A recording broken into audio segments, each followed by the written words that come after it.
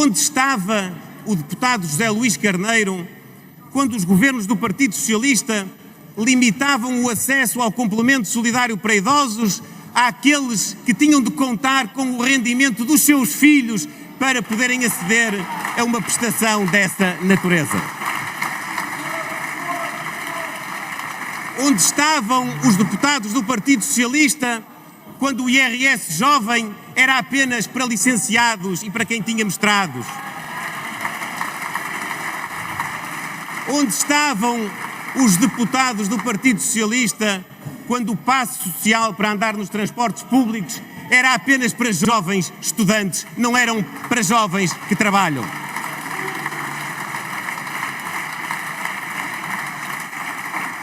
E onde estava a empatia do deputado André Ventura quando queria cortar prestações sociais não contributivas a viúvos ou a crianças só porque eram estrangeiros?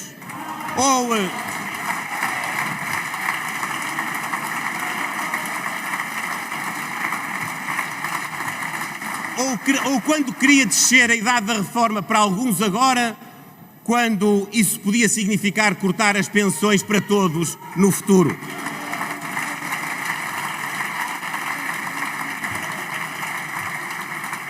Ou quando pôs todos os contribuintes portugueses a pagar as portagens daqueles que passam de forma indiscriminada nas autoestradas para onde decidiram isenções.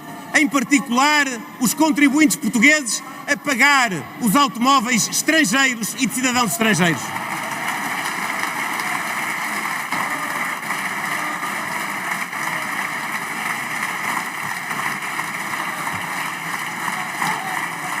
E onde está a sensibilidade social e a justiça social dos dois, quando, em vez de nos acompanharem no reforço da ação social dos estudantes do ensino superior e em vez de defenderem connosco o alargamento do IRS jovem para todos, querem duplicar o apoio para aqueles jovens que já depois de terem a ação social e o IRS jovem também possam ter a devolução daquilo que pagaram das propinas. Senhores deputados, querem estas duas forças políticas mesmo discutir a sensibilidade social com quem, como nós, atribuiu a comparticipação de medicamentos a 100% para todos os idosos que têm dificuldade? Para quem aumentou 3 vezes o complemento solidário para idosos? Para quem decidiu a isenção de IMT e de imposto de selo para jovens até aos 35 anos na compra da primeira habitação? Para quem criou o passe ferroviário verde por 20 € mensais?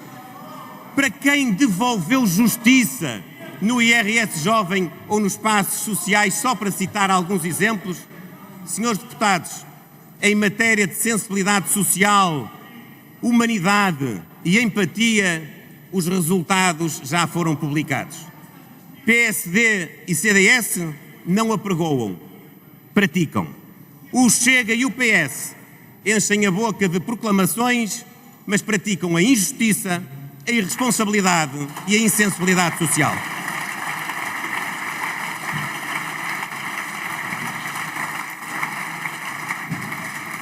Muito obrigado, Sr. Presidente. Sr. Presidente, Sr. Primeiro-Ministro, cumprimento a si e ao seu Governo na chegada a este debate do Estado da Nação. Queria começar por lhe dizer o óbvio.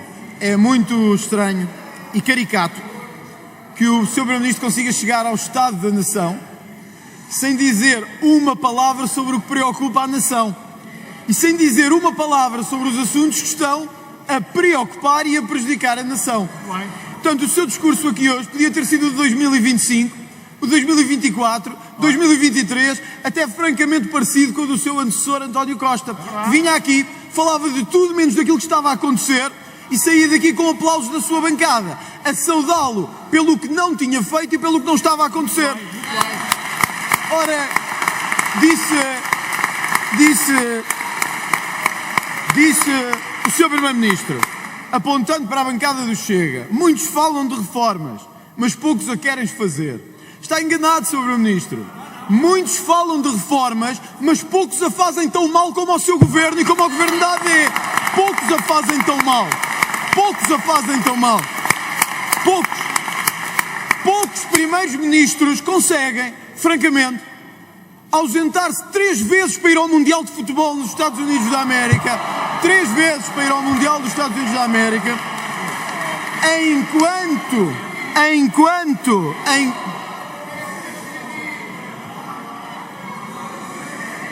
Sr. Deputado. Tem que ouvir, é verdade, tem que ouvir. Sr. Deputados, vamos ouvir o Sr. Deputado a fazer as suas perguntas, faz favor. Tem estado muito barulho na sala. Não. Sr. Deputados, também durante a intervenção do Sr. Primeiro-Ministro houve barulho na sala. Eu não interrompi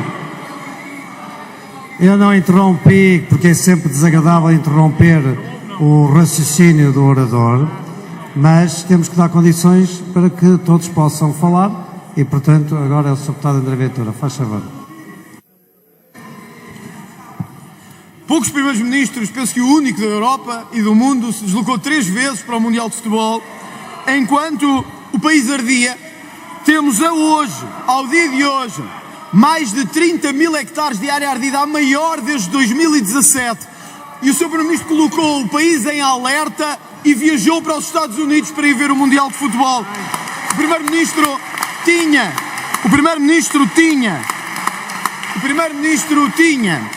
os exames, que aliás ignorou falar durante este debate, os exames, os professores, os alunos em caos, e viajou para o Mundial dos Estados Unidos. O Sr. Primeiro-Ministro tinha uma crise brutal, gigantesca na administração interna, viajou para os Estados Unidos e, portanto, ao Sr. Primeiro-Ministro, eu não sei se foi o amuleto da seleção ou não, é claro que não foi porque fomos eliminados, mal pôs os pés nos Estados Unidos, mas também deixe-me dizer-lhe, isto é a prova de outra coisa, que nós queremos um Primeiro-Ministro, não é para ir a jogos da seleção, é para trabalhar por Portugal, para trabalhar por Portugal. 2. Os exames nacionais. O Sr. Primeiro-Ministro ignorou falar do óbvio. O Sr. Primeiro-Ministro disse que a culpa e as falhas eram dos professores. Algo inaceitável. Quando teve o aviso de que esta plataforma não ia funcionar bem, não estava a funcionar bem, e o Sr. Primeiro-Ministro, em vez de tranquilizar alunos, professores, pais, comunidade escolar, disse que a culpa era deles. Já nem vou ao Sr. Ministro da Educação, que diz para as famílias serem menos imprudentes a marcar férias na altura dos exames nacionais. Isto, Sr. Primeiro-Ministro, é mais do que qualquer amuleto. Isto é uma vergonha nacional que o Primeiro-Ministro deve responder.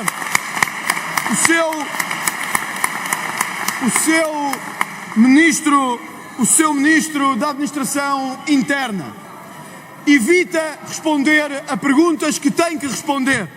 Ameaça deputados e ameaça partidos da oposição. Intimida.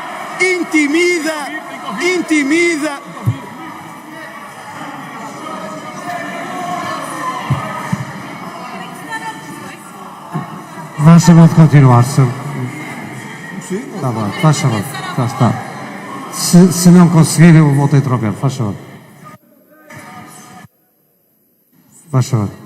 O Sr. Ministro da Administração Interna intimida jornalistas e ameaça jornalistas. E enquanto o PSD se ri desta situação, a pergunta é: Sr. Primeiro-Ministro mantém ou não a confiança no seu Ministro da Administração Interna para continuar a governar em Portugal? Mantém ou não a confiança no seu Ministro da Administração Interna? Depois, Sr. Primeiro-Ministro, deixe-me terminar esta intervenção para outro assunto que devia ter falado e não falou, e que preocupa milhões de pessoas em casa: a saúde. O Sr. Primeiro-Ministro diz que fez reformas, péssimas todas elas, ou até agora todas péssimas. Deixe-me lembrar-lhe, em 2025 havia 1,56 milhões sem médico de família. Em maio deste ano há 1,67 milhões sem médico de família.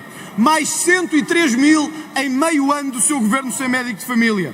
No fim de 2025, tínhamos 1.056.000 utentes à espera de uma primeira consulta. Aumentou mais 17% este ano, enquanto o seu governo estava em funções. Até a oncologia, que o Sr. Primeiro-Ministro disse que ia atuar rapidamente, tem hoje 65% dos utentes para lá do tempo máximo de espera. Sr. Primeiro-Ministro, isto é um governo em degradação acelerada. É um governo em decomposição acelerada. E talvez, Sr. Primeiro-Ministro, deva mesmo perguntar ao Parlamento se ainda mantém a confiança no seu governo. Muito obrigado.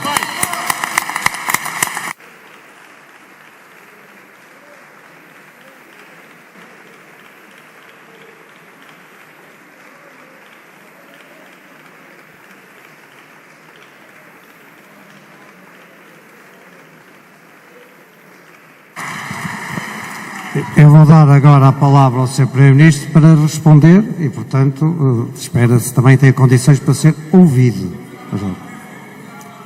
Faz favor, Sr. Muito obrigado, Primeiro-Ministro. Sr. Presidente, senhoras e senhores deputados, Sr. Deputado André Ventura. O Sr. Deputado tem, de facto, uma concepção sobre o debate do Estado da Nação, essa sim, muito peculiar e caricata. Porque, para o Sr. Deputado, o Estado da Nação é o estado dos órgãos de informação no dia em que o debate se realiza. O senhor deputado, sem embargo da necessidade do Governo esclarecer as suas políticas, as suas decisões e ser escrutinado pela sua ação, para si é sempre tudo muito pouco importante, porque a importância só está na notícia do momento, naquilo que é a sua preocupação do momento.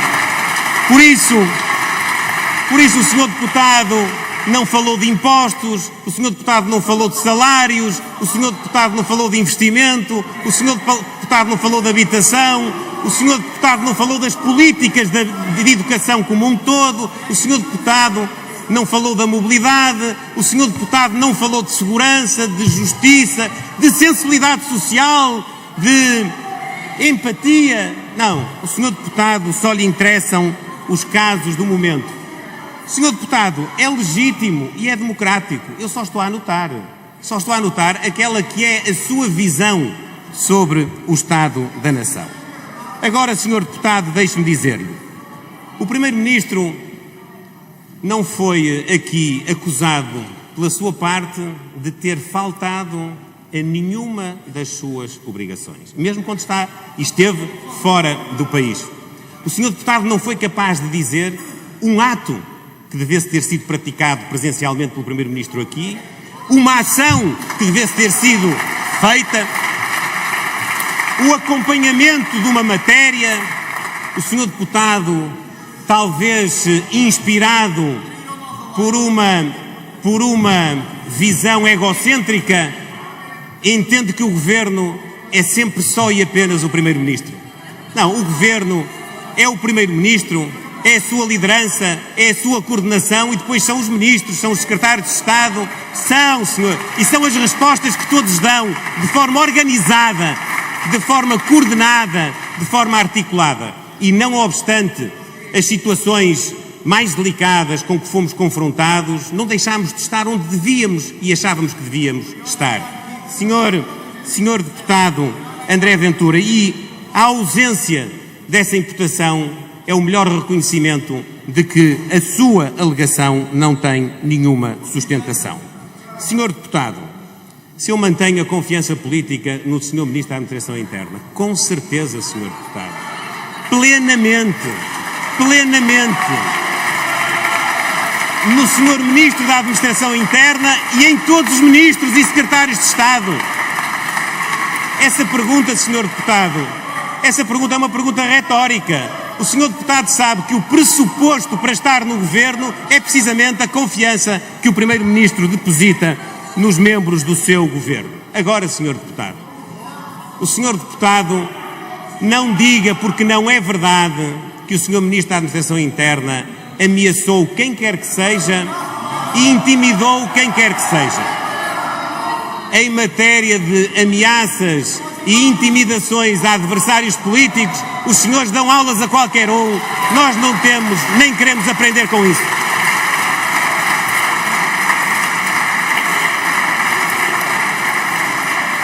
O Sr.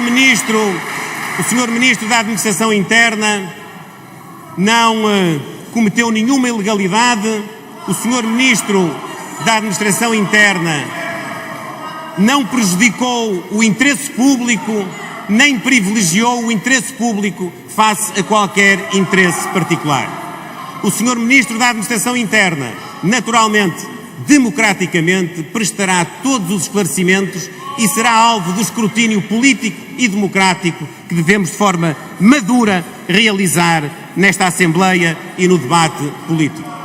Senhor Deputado, no que diz respeito aos exames, o Sr. Ministro da Educação, Ciência e Inovação tem dado informação todos os dias. Nós sabemos que nem tudo correu bem, mas sabemos que esta transformação digital vai trazer melhorias para a vida dos estudantes, das famílias portuguesas e também para o sistema educativo e para os seus profissionais. Não há na nossa história democrática um governo, um primeiro-ministro e um ministro que tenham dado tanta preferência e prioridade ao estatuto dos docentes, dos professores, para poderem cumprir de forma concentrada na escola aquela que é a sua função.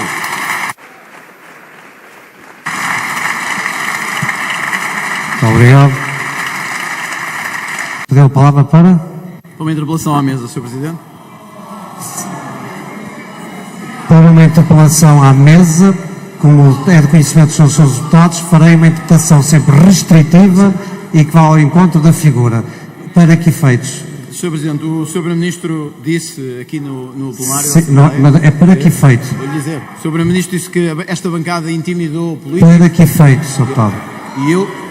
Portanto, tem de dizer para o efeito, é a condução dos trabalhos aos seus deputados. Senhores deputados, aqui este é um momento em que é entre o interpelante e o Presidente. Interpelação à mesa. É um momento em que é entre o interpelante e o Presidente. Para uma interpelação à mesa sobre Certo? a condução Portanto, eu dos estou a perguntar ao Sr. Deputado qual é a efeição da interpelação à mesa com as condições de trabalhos. É a mim que tem de dizer onde é que as condições de trabalhos está a ser posto em causa. Durante estes trabalhos, Sr. Presidente, o Sr. Sim. Primeiro-Ministro acusou esta bancada de intimidar... Eu ouvi. Bom, ouviu, mas... Ouviu e não diz nada. E não diz nada. Se o deputado vai ter, se o Sr. Deputado, em relação, é para interpelar de que eu deveria ter feito qualquer coisa, Não, é Sr. isso? Presidente, é para lhe pedir para que, Não. através dos seus... Para que, através dos seus préstimos, o Sr. Primeiro-Ministro possa entregar à mesa as ameaças que o Chega alguma Não, vez Sr. fez a Deputado, é ele... assim. ou O Sr. Deputado vai ter. Acho que é assim que deve funcionar.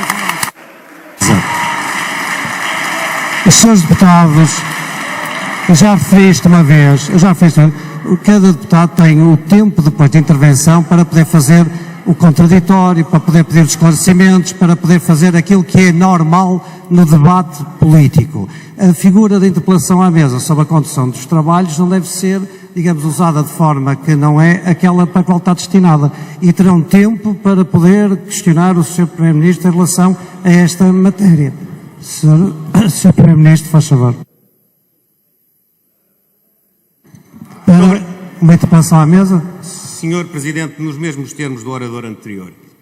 Mas é assim, Sr. Primeiro-Ministro, pedia-lhe um respeito realmente pela figura que dava um bom exemplo. Muito bem, Senhor Presidente, então para ser ainda mais direto, para responder à interpelação que acabou de lhe ser feita, colaborando com isso para o exercício da coordenação dos trabalhos.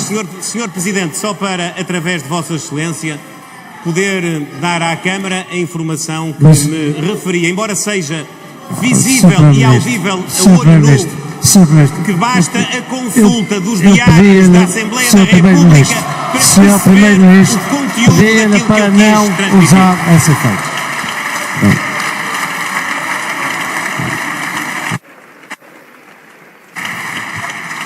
Eu já referi na Conferência de Líderes e vou fazer mesmo para a próxima sessão legislativa de esta situação, do ponto de vista do uso da interpelação à mesa, para um efeito que não se estima, não vai acontecer seguramente na próxima sessão. Infelizmente, a interpretação é sempre feita de forma a contornar aquilo que é a lealdade parlamentar e depois a igualdade depois tem de ser dada para todos e por isso o debate democrático tem de ter essas armas iguais. Mas eu pedia, para já e para esta sessão também, que não fosse usada para aquilo que não é a figura a que se destina.